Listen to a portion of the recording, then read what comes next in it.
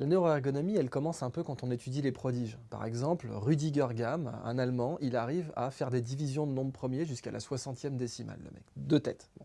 On l'a mis en imagerie, il y a une équipe française à Caen qui l'a mis en imagerie, et ils l'ont comparé à des gens normaux qui faisaient des calculs, et ils se sont rendus compte qu'il utilisait son cerveau différemment. Imaginez que ça, c'est le problème mathématique.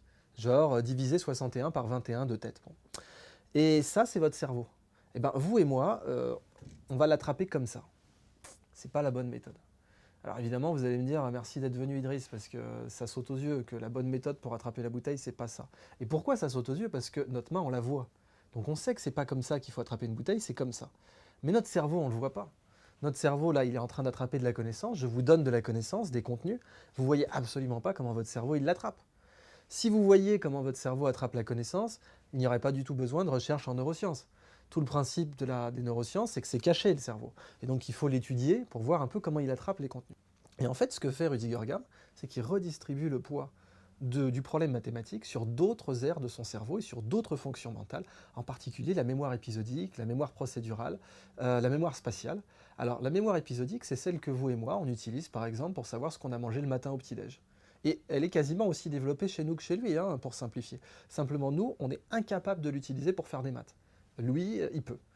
La mémoire spatiale, donc c'est celle qu'on utilise pour savoir où on s'est garé, par exemple. Pareil, on ne l'utilise pas pour faire des maths, lui, il l'utilise.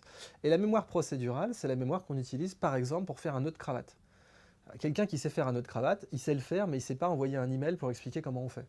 Et ça, c'est un peu normal, parce que notre cerveau, il est essentiellement non-verbal. À l'école, évidemment, on n'arrête pas de demander aux enfants de verbaliser, d'expliquer ce qu'ils font. Mais le cerveau ne fonctionne pas du tout comme ça. Le cerveau résout des problèmes sans savoir expliquer comment il a fait. Et bien, armé de cette ergonomie cérébrale, donc mémoire épisodique, mémoire spatiale, mémoire procédurale, et puis bien sûr, le petit doigt que je montrais tout à l'heure, c'est la mémoire de travail. Alors, la mémoire de travail, c'est celle que vous utilisez pour m'écouter parler là. Elle sature à 15 secondes à peu près. Qu'est-ce que j'ai dit à 15 secondes? Et c'est pour ça que quand un prof demande à l'école qu'est-ce que j'ai dit à 15 secondes, c'est totalement con, parce que la mémoire de travail, elle n'est pas du tout faite pour retenir un truc comme ça par cœur. Bon. C'est le post-it du cerveau, la mémoire de travail. C'est pour ça qu'elle n'est pas faite pour pouvoir faire des gros calculs mathématiques. C'est pas elle qu'il faut utiliser si on veut de la grosse performance, en fait. Donc, Rüdiger Gamm, boum, il y a le problème mathématique que les autres ont du mal à attraper. Lui, il utilise d'autres aires cérébrales, il l'attrape, il jongle avec, il gère. Bon. La bonne nouvelle, c'est qu'on pourrait tous faire ça. On pourrait tous exceller dans un domaine en faisant de la neuroergonomie. Et la neuroergonomie, c'est exactement comme l'ergonomie de notre main. Regardez votre main, il y a une chose qui est sûre, c'est que vous ne pourrez pas toucher votre poignet avec votre petit doigt. C'est tout con, et ça, c'est physiquement pas possible. Bon. Ça, c'est de l'ergonomie. Notre cerveau, il a pareil. Il a des articulations, il a des angles impossibles. Simplement, on ne les voit pas. Mais plus on étudie le cerveau, plus on peut dire oui, cet angle-là, il est impossible pour le cerveau, de même que toucher son poignet avec son petit doigt, c'est physiquement impossible. Et là, ça nous emmène très loin. Ça nous emmène très loin parce que ça nous permet de révolutionner en fait toutes les activités humaines. Dans toute activité humaine, il y a le cerveau a priori. Même les plus débiles, il y a le cerveau qui est impliqué. Dans l'économie, dans la politique, dans le marketing et bien sûr dans l'éducation. Et donc quand on fait de la neuroergonomie, on peut tout changer. On peut changer l'école, on peut changer le travail, on peut changer la politique, on peut changer la communication, on peut tout changer. Et en particulier, on peut changer la façon dont on apprend. Dans les pays latins, travail égale souffrance. Travail, ça vient de tripalium, qui est un instrument de torture, donc déjà le ton est donné. Lavoro en italien, ça vient des labeurs de l'accouchement. Donc il y a des gens qui pensent vraiment que plus on se fait chier, mieux c'est. Or, alors là, on va tout de suite faire un point en neuroergonomie. Jouer, c'est la façon normale d'apprendre pour le cerveau. C'est pas la façon exceptionnelle, c'est la façon juste normale. C'est-à-dire que vous prenez les mammifères, des bébés tigres, s'ils jouent pas, ils vont crever. Ils ne sauront pas chasser, ils ne sauront pas défendre leur territoire, ils ne sauront pas se reproduire, ils vont mourir. Bon. Donc la nature est beaucoup plus sélective que nos grandes écoles, que nos systèmes les plus prodigieusement sélectifs, soi-disant. Et elle, son mode d'apprentissage privilégié, c'est le jeu. C'est-à-dire que dans un monde qui fait pas de cadeaux, où la moindre erreur, c'est la mort, c'est le jeu qui domine. Et mieux que ça, on sait en neurosciences qu'il y a une corrélation directe, évidemment, corrélation, c'est pas une cause, mais il y a une corrélation directe, en tout cas, entre jouer et intelligence. C'est-à-dire que plus un animal est intelligent, et en particulier, plus il utilise des outils, ça c'est super intéressant, parce que les pies utilisent des outils, les corvidés en général, les corbeaux utilisent des outils, plus un animal est intelligent, plus il joue. Donc quand même, il y a une leçon là, parce que 4 milliards d'années d'évolution, le comportement d'apprentissage, c'est le jeu. Pourquoi? Le jeu est un moyen de capter l'attention. l'élément principal dans l'économie de la connaissance, si vous voulez télécharger de la connaissance dans votre cerveau, il faut payer de l'attention multipliée par du temps. C'est le premier truc qu'il faut payer. Voilà, il faut en payer d'autres après, il faut consolider et tout, mais le premier truc, sine qua non, qu'il faut payer pour pouvoir apprendre, c'est attention multipliée par temps.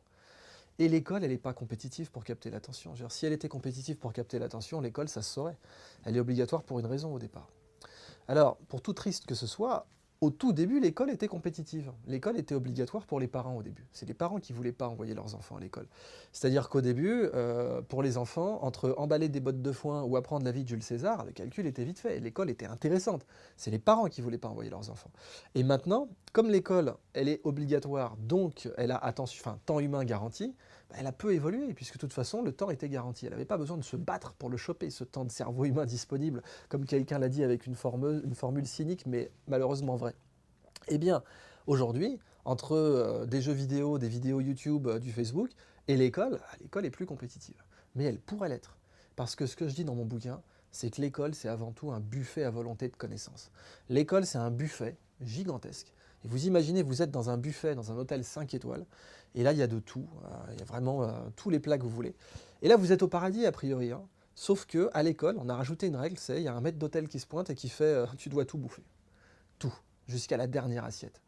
Et tout ce que tu as laissé, ça sera porté sur l'addition. C'est-à-dire que non seulement tu seras tu seras récompensé que sur ce que tu as laissé, pas ce que tu as mangé, mais en plus, si tu en laisses trop, tu redoubles, tu es humilié, on te vire de l'hôtel. Et là, c'est l'enfer. C'est-à-dire qu'on a les bons ingrédients, on a tout ce qu'il faut à l'école, mais on a posé des règles du jeu qui transforment le paradis en enfer.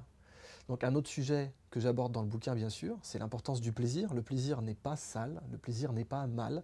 Une bonne école, c'est une école où un prof prend son pied et où l'élève prend son pied. Il n'y a rien de pire qu'un prof qui ne prend pas son pied. Un prof qui se fait chier, ça se voit et ça fait chier l'élève. Et ça fait un tango de souffrance, ce que je décris dans mon bouquin, le tango de la souffrance. Je me fais chier à donner le cours, tu vas te faire chier à le suivre, tout va bien. Et côté élève, je me fais chier à venir, tu vas te faire chier à me donner le cours, tout va bien. Et pour ceux qui objecteraient à mon vocabulaire scatologique, je dirais que c'est quand même beaucoup plus vulgaire un système comme ça que les quelques mots vulgaires que j'ai utilisés.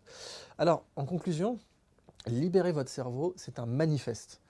C'est-à-dire que j'ai pris le parti risqué de parler de neurosagesse. Pas de neurosciences, de neurosagesse. Il y a beaucoup de bouquins en neurosciences, il y en a beaucoup de très bien, mais aujourd'hui la question, c'est pas ce qu'on a comme science, c'est pourquoi on applique les neurosciences. La neuroergonomie, elle est réservée essentiellement à l'armée aujourd'hui. Les plus grands chercheurs en neuroergonomie, ils sont à l'US Air Force. Et ils développent des trucs de dingue, comme un casque pour le F-35, qui est le casque le plus cher du monde pour un avion, c'est 400 000 $ juste pour le casque. Et ce casque, il vous permet d'abattre plus d'avions en un coup d'œil, d'identifier plus de cibles. Ça donne du levier au cerveau. Et d'un point de vue technique, c'est brillantissime. D'un point de vue raison d'être, peut-être qu'on pourrait utiliser ces technos pour autre chose. Alors, en particulier, ce qui m'a convaincu d'écrire ce bouquin, c'était un scandale qui a eu lieu l'année dernière, où des membres de l'Association américaine de psychologie, qui est très réputée, qui est une excellente autorité scientifique, se sont rendus coupables de participation au programme de torture de la CIA. C'est-à-dire que les types ont utilisé leurs connaissances en psychologie, en neurosciences, pour torturer des gens et leur infliger un maximum de souffrance possible. Et là, je me suis dit, waouh! Et donc, j'ai vraiment voulu m'intéresser à un sujet qui n'avait pas été débattu, qui était, oui, c'est très bien d'avoir des neurosciences, je les développe moi aussi, c'est mon travail, mais je pense que l'urgence absolue, c'est de développer une neurosagesse.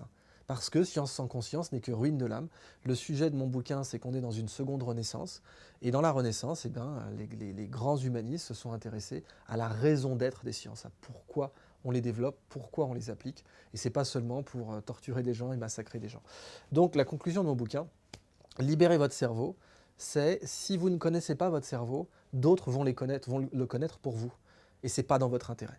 C'est dans l'intérêt de personne que quelqu'un d'autre connaisse mieux son cerveau que lui. Si on veut vraiment libérer le monde, dans un sens, l'enjeu de ce bouquin est vraiment très grand. Si on veut libérer les gens, il faut qu'ils connaissent leur cerveau au moins aussi bien que les autres le connaîtront pour eux. C'est pour ça que j'ai pris le parti de la vulgarisation. Si on veut libérer les gens de l'usage que l'on peut faire des sciences contre eux, eh bien, il faut avant tout leur permettre d'expliquer comment leur cerveau fonctionne. C'est pour ça que j'ai écrit ce bouquin. Il est à mettre dans toutes les mains. Je l'ai écrit pour les parents, je l'ai écrit pour les enfants. Il y a une bande dessinée au milieu qui a été faite spécialement pour que des enfants puissent bien le prendre en main, style manga, qui a été écrite par une de mes élèves d'ailleurs. Et voilà, pour moi, c'est un peu un manifeste, une constitution de ces neurodroits.